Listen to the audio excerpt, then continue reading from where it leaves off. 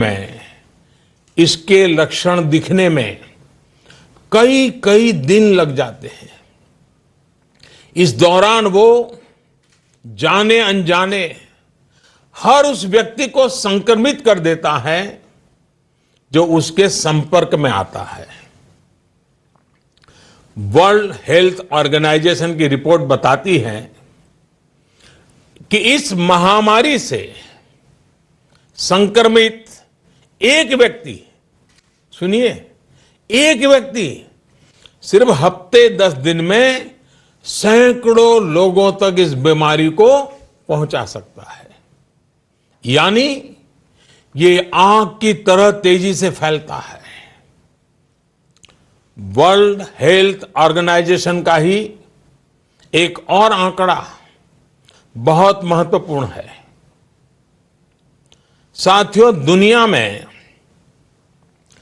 Corona virus से संक्रमित व्यक्तियों की संख्या को पहले 1 लाख तक पहुंचने में 67 डेज 67 दिन लग गए थे। यानी 1 लाख तक पहुंचने में 67 दिन। उसके बाद सिर्फ 11 दिन में ही 1 लाख नए लोग संक्रमित हो गए, यानी 2 लाख हो गए।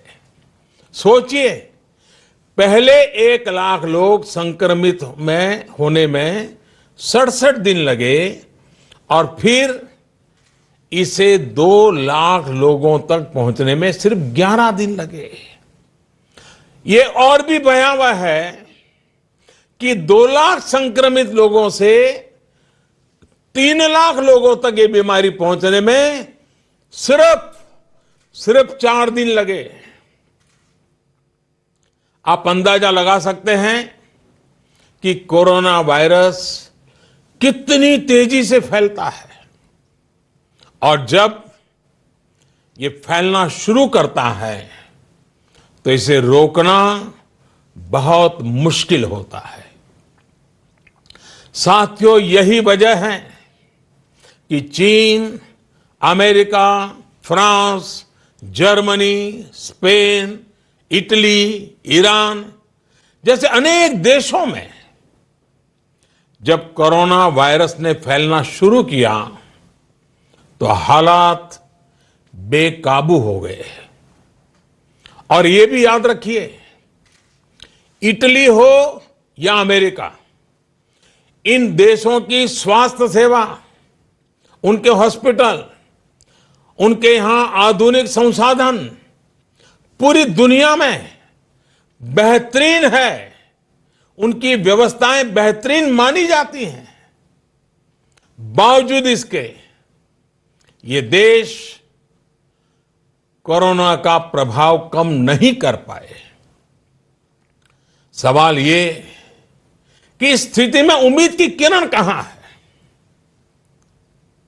उपाय क्या है?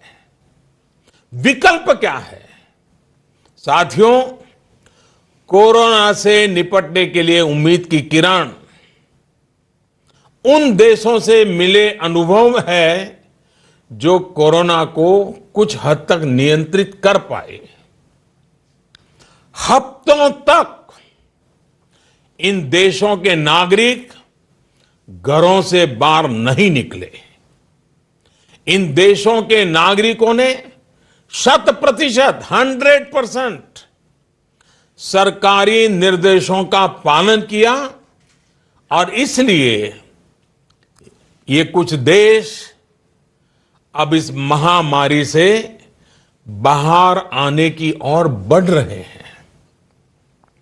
हमें भी ये मानकर चलना चाहिए कि हमारे सामने सिर्फ और सिर्फ यही एक मार्ग है, एषः पंथः।